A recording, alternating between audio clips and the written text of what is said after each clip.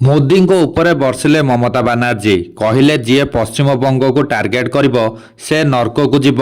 ଆସନ୍ତୁ ଜାଣିବା ଏହାର ସର୍ବିଶେଷ ଖବର ବିଷୟରେ। ପଶ୍ଚିମବଙ୍ଗ ବିଧାନସଭା ନିର୍ବାଚନ ପାଇଁ ଅନୁପ୍ରବେଶ ମୁଖ୍ୟ ପ୍ରସଙ୍ଗ ହୋଇଥିବା ବେଳେ ବିଜେପି ମମତା ବାନାର୍ଜୀଙ୍କୁ ପରାଜିତ କରିବାକୁ ଏହାକୁ ମୁଖ୍ୟ ପ୍ରସଙ୍ଗ କରିଛି। ଅନ୍ୟପକ୍ଷରେ ଶନିବାର ମମତା ବାନାର୍ଜୀ ପ୍ରଧାନମନ୍ତ୍ରୀ ନରେନ୍ଦ୍ର ମୋଦିଙ୍କୁ ଅନୁପ୍ରବେଶ ପ୍ରସଙ୍ଗରେ ତୀବ୍ର ସମାଲୋଚନା କରିଛନ୍ତି। ମୋଦି ସବୁଠୁ ବଡ଼ ଅନୁପ୍ରବେଶକାରୀ ବୋଲି ମମତା ବାନାର୍ଜୀ କହିଛନ୍ତି। ଏହା ସହିତ ଯିଏ ତାଙ୍କ ରାଜ୍ୟକୁ ଟାର୍ଗେଟ କରିବ ସେ ନର୍କକୁ ଯିବ ବୋଲି କହିଛନ୍ତି।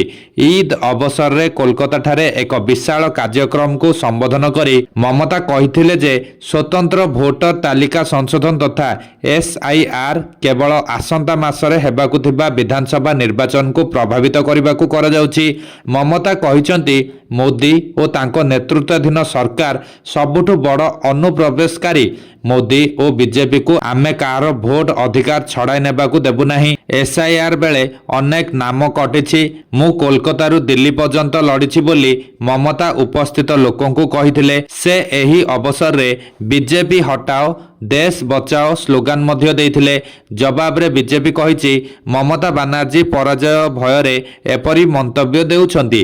ବିଜେପି ନେତା ଶିଶିର ବାଜୋରିଆ କହିଛନ୍ତି ଯଦି କେହି ଦେଶର ପ୍ରଧାନମନ୍ତ୍ରୀଙ୍କୁ ଅନୁପ୍ରବେଶକାରୀ କହିବେ ତାଙ୍କର ସାମ୍ବିଧାନିକ ପଦବୀରେ ରହିବାର ଅଧିକାର ନାହିଁ। ଅନୁପ୍ରବେଶ ପ୍ରସଙ୍ଗରେ ମୋଦି ଓ କେନ୍ଦ୍ର ଗୃହମନ୍ତ୍ରୀ ଅମିତ ଶାହା ଲଗାତାର ପଶ୍ଚିମବଙ୍ଗ ସରକାରଙ୍କୁ ଟାର୍ଗେଟ କରି ଆସୁଛନ୍ତି। ସୂଚନାଯୋଗ୍ୟ ଏପ୍ରିଲ 23 ଓ 29 ତାରିଖରେ ପଶ୍ଚିମବଙ୍ଗରେ ଦୁଇଟି ପର୍ଯ୍ୟାୟରେ ମତଦାନ ଅନୁଷ୍ଠିତ ହେବ।